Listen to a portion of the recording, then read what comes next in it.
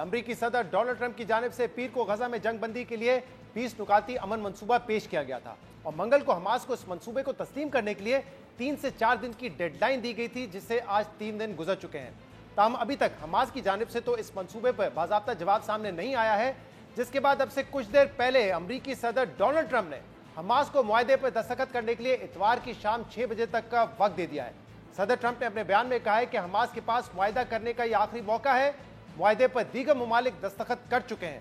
Hamas मुआहदा नहीं कर सका तो इसके सख्त नताइज भुगतना पड़ेंगे, जबकि मुआहदा करने से हमास के जंगजुओं की भी जान बच जाएगी। दूसरी तरफ सदर ट्रंप के साथ अमन मंसूबे पर मुशावरत करने वाले 8 मुस्लिम ममालिक की जानिब से ट्रंप के 20 नुकात में तब्दीली पर तहफ़्फ़ुज़ात के बावजूद हमास को इस मंसूबे पर कायल करने की कोशिशें की जा रही हैं। सदर ट्रंप ने अपने 20 नुकात में तब्दीलियाँ क्यों की और मुस्लिम ममालिक मंसूबे में तब्दीली के बावजूद इसकी हिमायत क्यों कर रहे हैं, आज इस बारे में नायब वज़ीर आज़म और वज़ीर ख़जाना इसाक डार ने पार्लियामेंट को एतमाद में लिया। मगर इनके इस खिताब से पहले हुकूमत को ऑपोजिशन, अपनी सबसे बड़ी इत्तेहादी जमात पाकिस्तान पीपल्स पार्टी और मीडिया जो रियासत का चौथा सतून समझा जाता है, उनकी जानिब से टफ टाइम दिया गया। पाकिस्तान पीपल्स पार्टी ने वज़ीर आला पंजाब मरीम नवाज के बयान के खिलाफ कौमी असम्बली और सेनेट से वॉकआउट किया।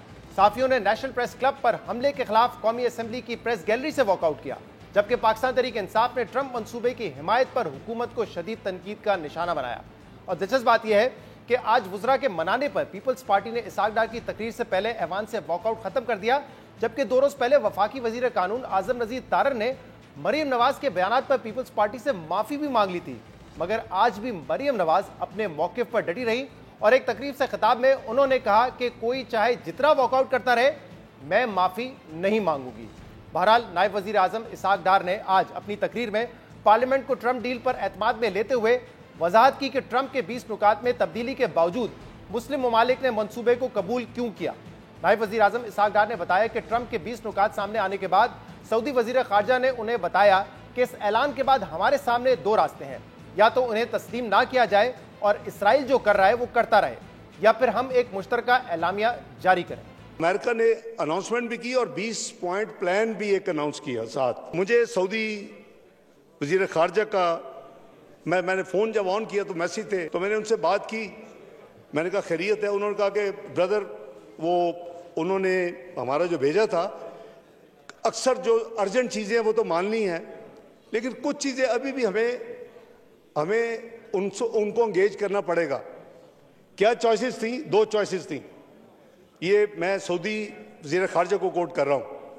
एक चॉइस ये है कि हम कहें नहीं, अभी हम कंटिन्यू करेंगे और शायद इसराइल को ये सूट करेगा कि ये अभी चलता रहे मामला, जितने और मार सकते हैं, जितने और खून रेजी हो सकती है, जितने और लोग निकाल सकते हैं ब्रदर, और we let it to be implemented. जो उन्होंने अनाउंस किया प्रेसिडेंट ट्रंप ने अपनी ट्वीट और 20 पॉइंट्स, और हम अपनी एक जॉइंट स्टेटमेंट इशू करें, और वो जॉइंट स्टेटमेंट जो है वो हम रिकॉर्ड पे भी ले आए और उनको भी भेज दें। मैंने कहा बिल्कुल आप सही फरमा रहे हैं, हमें ऐसे करना चाहिए। वो शायद जो भी कुछ साथी कह रहे थे वो इसराइल के हवाले से कोई नाम वाम थे, मैंने वो भी कटवाए इससे। मैंने कहा हम इसराइल का नाम नहीं सुनना चाहते। इसाक डार की तकरीर के दौरान अपोजिशन बेंचेस से फ़लस्तीन का सौदा नामंजूर के नारे लगते रहे और अक़वाम मुत्तहिदा में वज़ीर दिफा ख्वाजा आसिफ के पीछे बैठी खातून शमा जुनेजो से मुतालिक तंज कसे जाते रहे। ऑपोजिशन बेंचेस से यह सवाल भी उठा कि ट्रंप के 20 नुकात मंजर आम पर आने से पहले ही वज़ीर आज़म शहबाज शरीफ ने इसकी हिमायत में बयान क्यों जारी किया, जिसके जवाब में इसाक डार ने फिर दोहराया कि गजा अमन मुआहदे के लिए ट्रंप ने जो 20 पॉइंट्स दिए वो मनोन हमारे नहीं है। वज़ीर आज़म ने बयान इसलिए जारी किया क्योंकि किसी को इल्हाम नहीं था कि सदर ट्रंप जो 20 नुकात जारी करेंगे उसमें तब्दीलियां कर दी जाएंगी।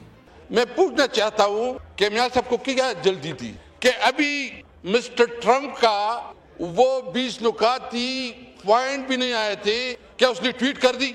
जो 8 इस्लामी ममालिक हैं, इस 8 इस्लामी ममालिक में एक भी सरबराह ने ट्वीट किया? वजीर आजम जो है ना वो माफी मांगे अपने कौम से कि उसने अपनी कौम के जज्बात को मजरूह किया है। कोई भी एग्रीमेंट हो जिसमें फ़लस्तीनी अवाम की राय शामिल न हो, वो किसी तौर पर काबिल कबूल नहीं है। ट्यूसडे को मैंने ये क्लियर कर दिया कि ये जो 20 पॉइंट जो ट्रंप साहब ने जो पब्लिक की हैं ये हमारे नहीं हैं, ये मनोवन हमारे नहीं हैं। मैंने कहा है कि इसमें कुछ चेंजेस की गई हैं। जो हमारा ड्राफ्ट था, मेरे पास सारा रिकॉर्ड मौजूद है। तो ट्वीट आ गई, वो भी ट्रांजिट पे थे। मैं पीर को आ गया था, वो आज सुबह पहुंचे हैं। उनकी और एंगेजमेंट थी। तो उन्होंने जब प्रेसिडेंट ट्रंप ने ब्रॉडर ट्वीट की, उसके जवाब में उन्होंने वो ट्वीट कर दी। जनाब स्पीकर, किसी को इल्हाम तो नहीं होना था कि जी वो 20 पॉइंट वो नहीं है जो हमने 8 मुल्कों ने भेजे। इसके अलावा असद कैसर ने अपनी तकरीर में सेनेटर मुश्ताक अहमद की इसराइली फौजियों के हाथों गिरफ्तारी पर हुकूमत से उनकी रिहाई के लिए इकदाम करने का मुतालबा भी किया है। वाज़ेह रहे कि जमात इस्लामी से ताल्लुक रखने वाले साबिक सेनेटर मुश्ताक अहमद गजा के समुद्री नाकाबंदी तोड़ने और गजा इमदाद ले जाने की कोशिश करने वाले इस समूद फ्लोटेला का हिस्सा है, जो इस पर इसराइल ने बुध की रात को हमला करके 450 से ज्यादा इंसानी हकूक के कारकुनों समेत सियासी और समाजी कारकुनों को गिरफ्तार कर लिया था। और आज इसी काफिले की आखिरी कश्ती मेरिनेट, जिस पर पोलैंड का झंडा था और उसमें 6 अफराद सवार थे, उसे भी इसराइल ने कब्जे में ले लिया है। मुंतजिमीन के मुताबिक इसराइल ने आखिरी कश्ती को गजा से तकरीबन 42 नॉटिकल मील के फासले पर रोक कर कब्जे में लिया है। ग्लोबल समूद फ्लोटिला के काफिले में शामिल कश्तियों पर नस्ब कैमरे से रिकॉर्ड की गई वीडियोज में देखा जा सकता है कि कैसे इसराइल ने कश्तियों पर धावा बोला और इंसानी हकूक के कारकुनों से दहशतगर्दों जैसा सलूक किया। 40 से ज्यादा कश्तियों पर मुश्तमिल इस काफिले में पाकिस्तान समेत 45 से ज्यादा ममालिक के तकरीबन 500 से ज्यादा कारकुनान शामिल है, जिनमें स्वीडन की मशहूर माहौलियाती कारकुन ग्रेटा थनबर्ग समेत पाकिस्तान से साबिक सेनेटर मुश्ताक अहमद और लाहौर के 32 साला उज़ैर निज़ामी भी शामिल है। और अहम बात यह है कि सैयद उज़ैर निज़ामी समूद फ्लोटिला के उस वाहिद कश्ती में सवार थे जो इसराइली हमले से महफूज रहने में कामयाब रही।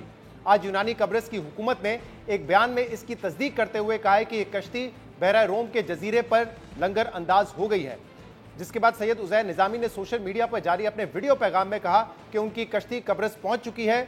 सैयद उज़ैर ने हुकूमत पाकिस्तान और वज़ीर आज़म शहबाज शरीफ से मदद की अपील करते हुए कहा कि उन्हें ट्रांजिट वीज़ा जारी किया जाए ताकि उनकी पाकिस्तान वापसी मुमकिन हो सके। अल्हम्दुलिल्लाह हम साइप्रस पहुंच चुके हैं। हमारी कश्ती यहाँ पर पोर्ट पे लग चुकी है, लेकिन अनफॉर्चुनेटली साइप्रस के अंदर पाकिस्तानी एम्बेसी मौजूद नहीं है। सिर्फ एक ऑनररी कॉन्सुलेट मौजूद है। और इस वक्त मेरी हुकूमत पाकिस्तान से अरबाब इख्तियार से, ख़ास तौर पे मिनिस्ट्री ऑफ फॉरेन अफेयर्स से मेरी दरख्वास्त है कि मेरी जल्द अज जल्द पाकिस्तान वापसी के लिए इक़दामात उठाए जाएँ और कॉन्सुलेट जो ऑनररी कॉन्सुलेट साइप्रस के अंदर मौजूद है उनके ज़रिए एक ट्रांजिट वीज़ा जारी करवाया जाए ताकि मैं आज जुम्मे के दिन पाकिस्तान के लिए फ़्लाइट ले सकूं, क्योंकि उसके बाद फिर हफ्ता और इतवार दोनों दिन एम्बेसीज़ और कॉन्सुलेट्स बंद होते हैं। तो मेरी रिक्वेस्ट है कि मेरा पैगाम अरबाब इख्तियार तक पहुँचाया जाए। इसराइली वज़ारत ख़ारजा के मुताबिक ग्लोबल समूद फ्लोटिला से गिरफ्तार अफराद को इसराइल से यूरोप डिपोर्ट कर दिया जाएगा, जबकि रॉयटर्स के मुताबिक ग्लोबल समूद फ्लोटिला से गिरफ्तार किए गए अफराद में से इटली के पार्लियामेंट के 4 अराकीन को रिहा कर दिया गया है, जो आज रोम पहुंच जाएंगे, जबकि बाकी कारकुनान को मुमकिना तौर पर पीर या मंगल को चार्टर्ड फ्लाइट्स के जरिए यूरोपीय दारुल हुकूमतों में भेजा जाएगा। इसराइल की जानिब से ग्लोबल समूद फ्लोटिला पर धावा बोलने, कारकुनान को गिरफ्तार करने के बाद दुनिया के कई अहम ममालिक में मुजाहरों का सिलसिला भी शुरू हो चुका है, जो आज भी जारी है। आज स्पेन के शहर बार्सिलोना में होने वाले मुजाहरे में तकरीबन 15,000 अफराद ने शिरकत की, जहां मुजाहरीन की पुलिस के साथ झड़पें भी देखी गई। इसके अलावा पेरिस, एडिनबरा, रोम और न्यूयॉर्क में भी बड़े बड़े मुजाहरे देखे गए। दूसरी तरफ आज सदर ट्रंप की हमास को दी गई डेडलाइन खत्म हो रही है और खबरें हैं कि कतर, तुर्की और मिस्र अभी भी हमास को मंसूबे की हिमायत पर कायल करने की कोशिशें कर रहे हैं, जबकि सदर ट्रंप और इनकी इंतजामिया गजा में जंगबंदी को लेकर पुरुम्मीद है। आज फॉक्स न्यूज को इंटरव्यू देते हुए तर्जुमान ने कहा है कि सदर ट्रंप अमन मंसूबे पर हमास के रद्दअमल के लिए एक रेड लाइन खींचेंगे। उम्मीद है हमास को यह मंसूबा कबूल होगा ताकि हम आगे बढ़ सकें। यानी ट्रंप इंतजामिया की जानिब से गजा जंगबंदी मंसूबे पर हमास के मुस्बत रद्दअमल की उम्मीद की जा रही है। साथ ही जंगबंदी मंसूबे को कबूल ना करने की सूरत में संगीन नताइज की धमकियां भी दी जा रही हैं। लेकिन अमरीकी उम्मीदों और धमकियों के बरक्स आलमी मीडिया की रिपोर्ट्स के मुताबिक सदर ट्रंप के गजा जंगबंदी मंसूबे पर हमास का मुत्तफिक होना मुश्किल नजर आ रहा है। इसी हवाले से बीबीसी ने उन सालिसों से बात हमास के अस्करी विंग के साथ राब्ते में है। सालिसों के मुताबिक हमास जंगबंदी के नए मंसूबे पर बज़ाहिर मुत्तफिक दिखाई नहीं देती। बीबीसी के मुताबिक कतर में हमास की सियासी क़यादत इस प्लान को किसी हद तक कबूल करने के लिए तैयार है, लेकिन अस्करी तंजीम पर उनका असर रसूख महदूद है और उनके पास ज़ेर हिरासत इसराइली यरगमालियों का कंट्रोल भी नहीं है।